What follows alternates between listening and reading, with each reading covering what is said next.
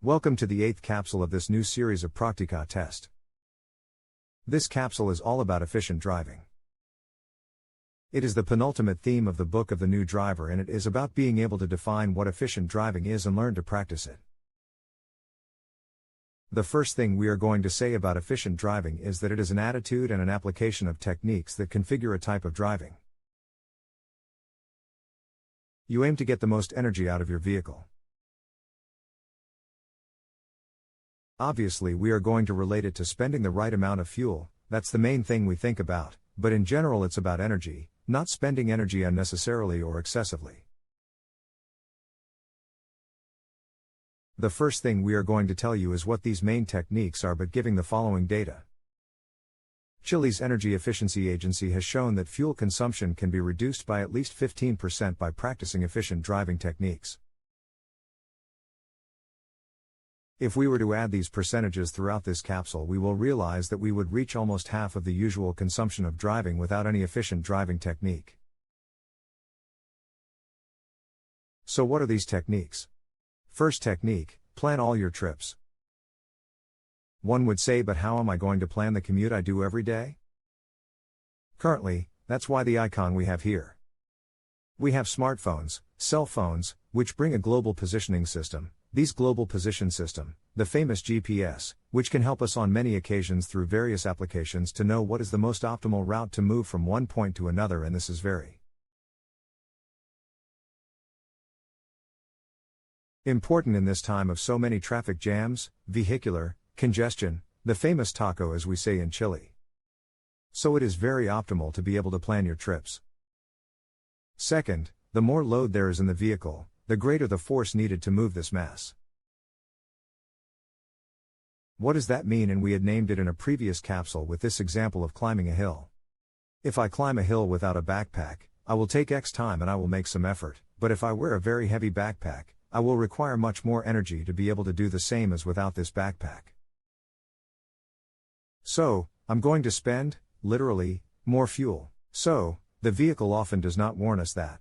Why? Because we could take a heavy bag, a luggage rack, put it in the suitcase of our vehicle and walk, and we will not see so much difference because the vehicle is prepared to carry cargo, but that difference will make consumption can increase because I require more force.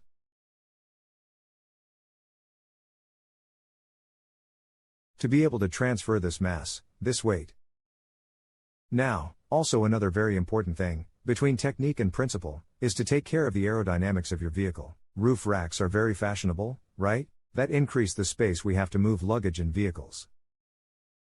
If you use a roof rack and, after taking it for a walk, let's think about a getaway to the beach with family, with friends, then you come back and the next day you go to work and do not remove this roof rack.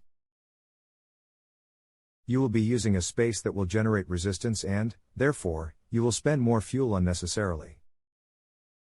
Then remove any items that you are not going to occupy on the next trip after a getaway or an outing, because that will also increase fuel consumption. Check tire pressure. At least on a regular basis, it could reduce a reduction of 5 psi. It can optimize fuel consumption by up to 3%. It is also necessary to perform all maintenance in a timely manner. Look closely at what the book The New Driver tells us, that changing the fuel filter can increase consumption by up to 5% and change the air filter by up to 1.5%. That is, changing these filters and keeping them in good condition could improve my consumption by 2%.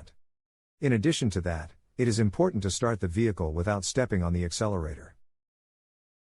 There are modern vehicles that say step on the trunk to turn it on, but not the accelerator. And many people have the habit of stepping on the accelerator, an old custom that was used to warm up the vehicle, but it is no longer necessary, in modern vehicles at least. That only increases fuel consumption. It is also important to know that when driving it is necessary to accelerate smoothly. I gain nothing by accelerating hard. That will only increase fuel consumption. Always drive at optimum speed. Optimal for what? For the performance of your vehicle, for the load you carry, the type of road you are moving. In addition, it is very important to avoid demanding the engine. Do not take it in a change, in a minimum gear and be at the maximum demand. It must go the right gear at speed. Another important point is to keep a safe distance from the vehicles ahead of me. If I'm literally very close to the vehicle in front of me, I'm going to have to be braking and accelerating continuously, which will increase fuel consumption. And finally, avoid last-minute braking. Program your braking. You know when you are approaching a traffic light crossing, for example. People who do not program their braking also spend more fuel than necessary. We hope that these techniques and these tips will serve for the questions of the theoretical exam, of course, but for your life as a driver. See you in the next capsule.